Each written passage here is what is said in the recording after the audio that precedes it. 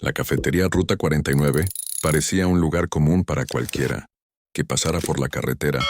Olor a café recién hecho, el sonido metálico de platos golpeando, entre sí un murmullo constante de conversaciones sin importancia.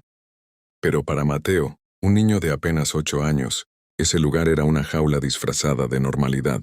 Sus pequeños dedos estaban enrojecidos por lavar platos sin descanso, y sus ojos guardaban un cansancio que ningún niño debería conocer.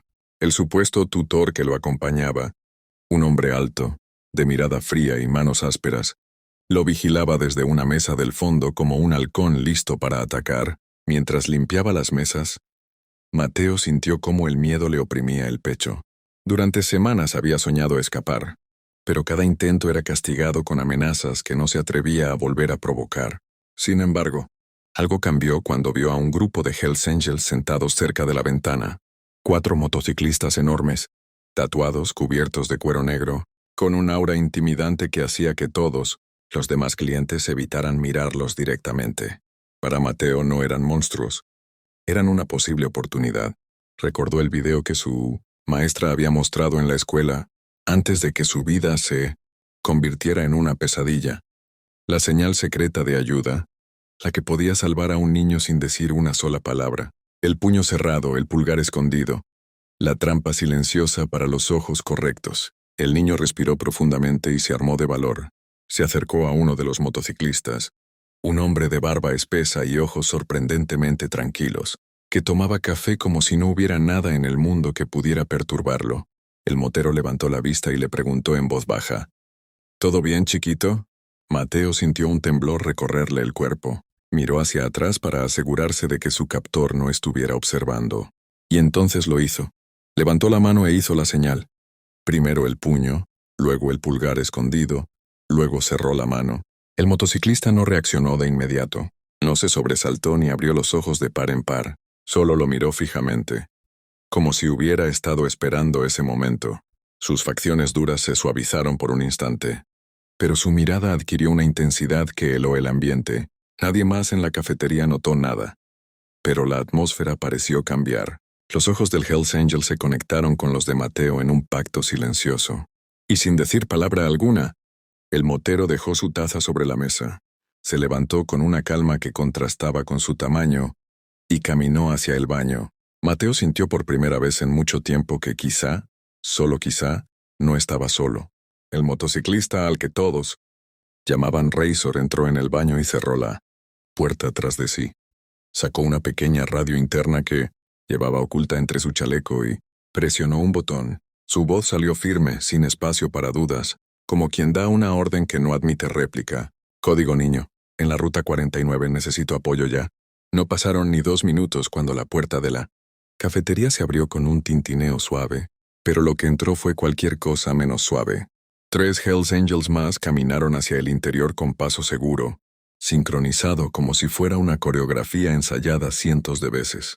No hicieron escándalo, no levantaron la voz, ni siquiera observaron a los demás clientes. Simplemente se dirigieron a mesas estratégicas, bloqueando discretamente las salidas y el ángulo de visión del supuesto tutor. Los trabajadores del lugar se miraron entre sí confundidos. Nadie sabía qué estaba pasando, pero la sola presencia de los motociclistas hacía que cualquier intento de intervención pareciera una mala idea. Cuando Razor salió del baño, su rostro se había transformado. Sus ojos antes calmados ahora parecían filosos como cuchillas. Caminó directo hacia la mesa del hombre que mantenía a Mateo cautivo. «Oye, amigo», dijo Razor, con una voz tan controlada que resultaba inquietante. «Creo que tú y yo deberíamos hablar afuera». El hombre levantó la mirada, sorprendido y molesto. «¿Qué demonios quieres?» «Estoy ocupado», respondió intentando mantener su tono autoritario. Pero cuando intentó levantarse, notó que 2 de los motociclistas estaban casualmente situados a su lado, como sombras gigantescas. El tercero estaba junto a la puerta, apoyado en la pared, sin disimular que estaba observándolo. El ambiente se tensó como un cable a punto de romperse. La cafetería quedó en silencio absoluto. Incluso los cubiertos dejaron de sonar. El hombre intentó fingir valentía. «No tengo nada que hablar con ustedes», gruñó. Razor se inclinó lentamente hacia él. Su voz, casi un susurro, Contenía un poder que hizo que varios clientes se estremecieran sin saber por qué. El niño está en peligro. Y tú vas a venir conmigo sin hacer un maldito escándalo. Si no, bueno, no querrás saber lo que pasa. El color comenzó a drenarse del rostro del tutor, pero todavía intentó aferrarse a su papel. Ese niño es mío, balbuceó. ¿Eso? Respondió Razor cruzándose de brazos. Lo decidirá la policía. La cafetería se convirtió en un campo de batalla silencioso. Y aunque nadie lo sabía aún, los Hells Angels estaban a punto de demostrar que detrás de su reputación había algo mucho más profundo. La policía llegó en cuestión de minutos. Alertada por la llamada silenciosa de Razor, entraron, con las luces apagadas para evitar alarmar al sospechoso. Pero al ver la situación, entendieron rápidamente que alguien ya tenía todo bajo control. El tutor fue esposado sin oponer mucha resistencia. Estaba rodeado, superado y completamente desarmado emocionalmente. Los oficiales comenzaron a revisar su identificación, pero fue el sistema central el que arrojó el dato que hizo que los policías se miraran entre sí con horror. Tiene orden de arresto por trata de menores, explotación laboral y secuestro, anunció uno de los agentes. El murmullo estalló en la cafetería. Varias personas que antes habían juzgado a los motociclistas por su apariencia, ahora se miraban a sí mismas con vergüenza. Nada era lo que parecía. Mateo, mientras tanto, permanecía a un lado, mirando todo con una mezcla de miedo, alivio y confusión. Razor se inclinó frente a él, bajando su enorme figura hasta quedar a su altura. Su voz, ahora suave, contrastaba con la dureza que había mostrado minutos antes. «Ya estás a salvo, campeón», le dijo. «Nadie va a hacerte daño de nuevo». Mateo, que había estado conteniendo lágrimas por pura costumbre, finalmente se rindió y abrazó al motero con todas sus fuerzas. Razor correspondió el abrazo con una delicadeza que nadie en aquel lugar hubiera imaginado de un hombre como él. La jefa de policía se acercó a Razor. «Debo admitirlo. Nunca pensé que ustedes...» Razor levantó una ceja anticipando el comentario. «¿Que los Hells Angels pudiéramos ayudar a un niño?», respondió sin rastro de ofensa.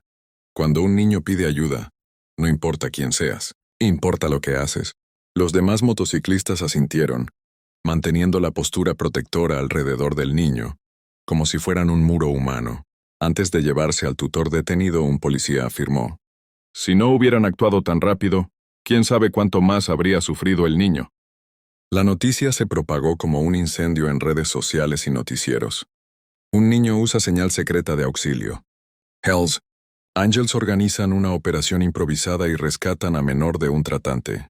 Millones de personas compartieron la historia, sorprendidas por la valentía del niño y la inesperada intervención de los motociclistas. Ese día Mateo recuperó algo que creía perdido: la esperanza, y el mundo comprendió que a veces los héroes no llevan capa, sino cuero, tatuajes y un corazón indomable.